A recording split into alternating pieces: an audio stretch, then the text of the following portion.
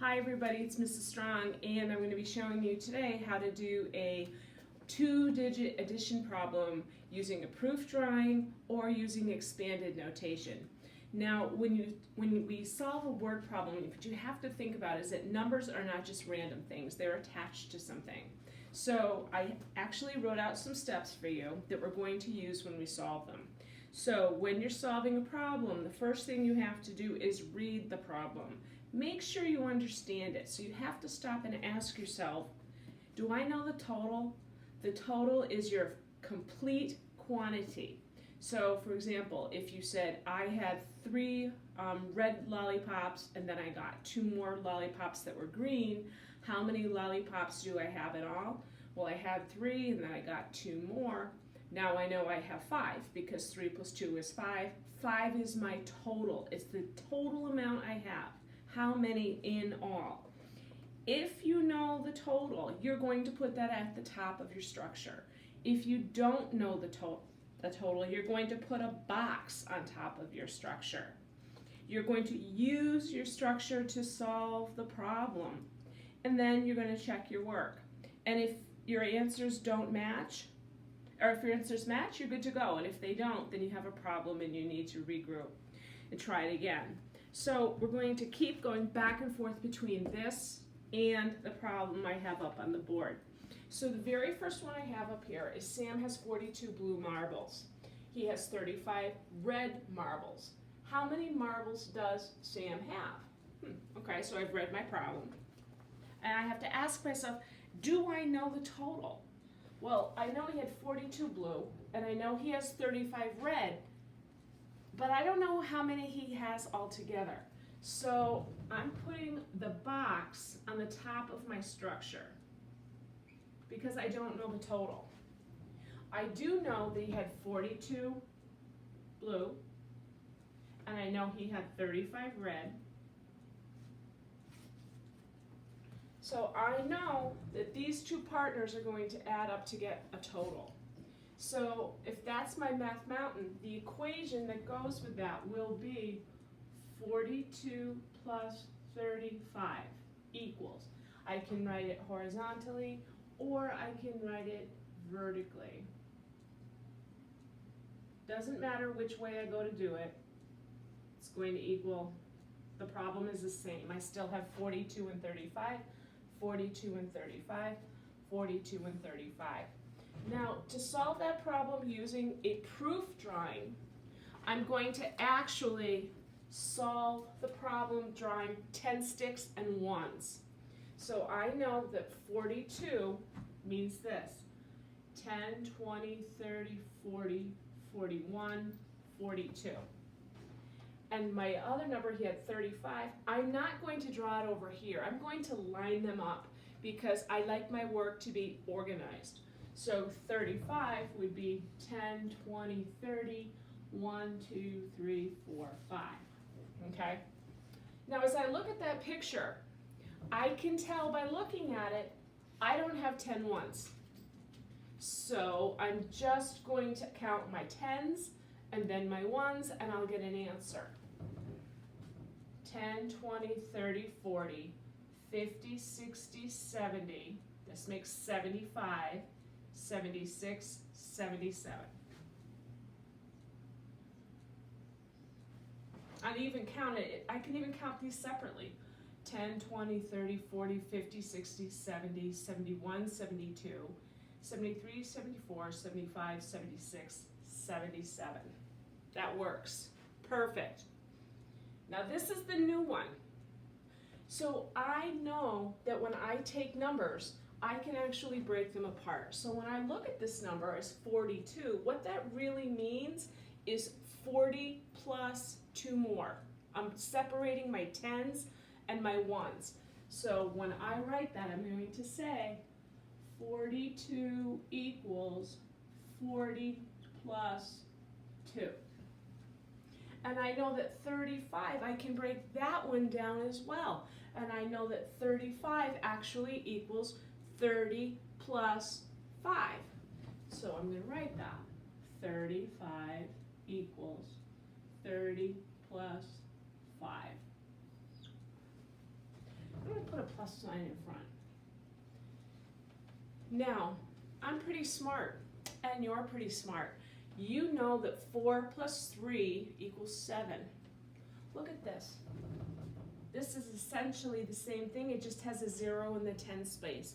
So if 4 plus 3 is 7, then 40 plus 30 is 70. I bring down my plus sign. And 2 plus 5 equals 7. But I'm not done. I need to add going across. 70 plus 7 equals 77.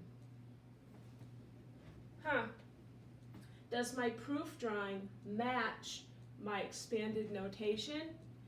Yes. So long as I end up with these two numbers or these two totals being the same, I know that I did this correctly.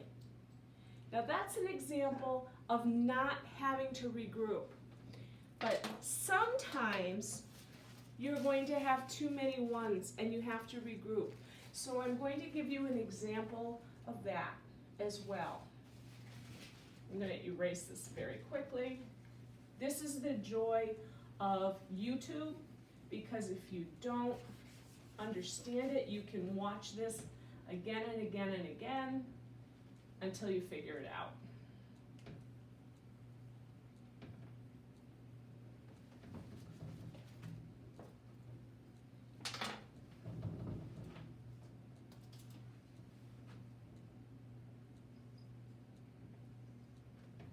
Okay.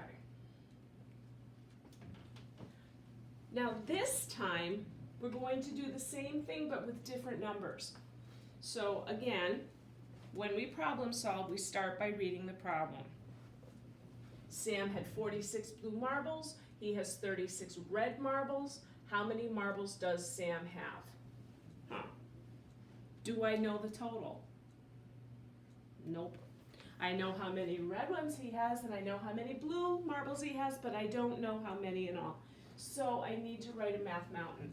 And with that, I know that the total goes on top because I don't know how many he has. So he has 46 of one and he has 36 of the other. When I write my equation, that basically means 46 plus 36 equals something, and I can write it horizontally or I can write it vertically. 46 plus 36 equals something. Because I don't know what my total is, so I just put the box there. Now when I draw my proof drawing, this is where it's going to get interesting. I know he has 46, so I'm going to do it the same way that I did it the last time. 10, 20, 30, 40, 1, 2, 3, 4, 5, 6. Notice that when I'm doing this, I'm lining up my ones in groups of 5. It's all about being organized. Now he has 36 red marbles. That's going right underneath, nice and neat, so I can make sure that I can see everything. 10, 20, 30, 1, 2, 3, 4, 5, 6. That's interesting. When I look at this, I can see that I have more than 10 ones. So what I'm going to do is I'm going to add it up. Now I could go 6 and take 4 off of here because I know that 6 plus 4 is 10. But I know a really easy way to make a 10 is to put two 5s together. So I'm actually going to draw it this way. I always like to go with the easiest possible way. So that group actually isn't ones anymore. That's a group of 10. So when I count it, I'm going to count my groups of 10 first. 10, 20, 30, 40, 50, 60, 70, 80, 81, 82. And that's what I come up with. Let's see if it works out the same way using expanded notation. I know he had 46 blue marbles. 46 equals, I'm breaking into tens and ones, 40 and 6.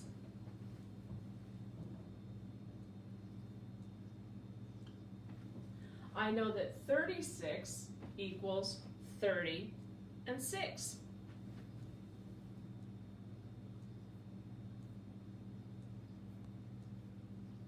Draw my bar, put a plus sign, and see what happens.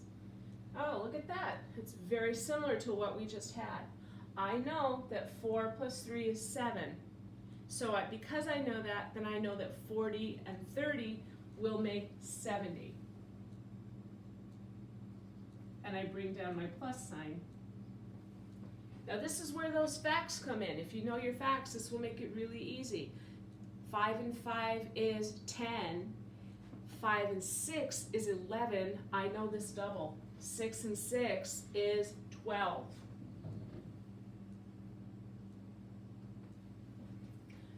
But here's the thing. That 1 that I see right here, that doesn't mean 1. That means 10. 70 plus 10 is 80, plus 2 more equals 82. Do my 2 answers match? Yes. So, I read the problem. I didn't know the total, so I put my box on the top. I used my structure to solve the problem, and then I solved it 2 ways. In this case, I did a proof drawing, and then I checked it with expanded notation. And when I got to the end, I know that my 2 answers match. So that tells me that my answer is correct. So what I would want to do then is, because I know my answer is 82, I can put 82 in the box. Because you always want to circle your final answer and make sure that you know what your answer is. And that's it.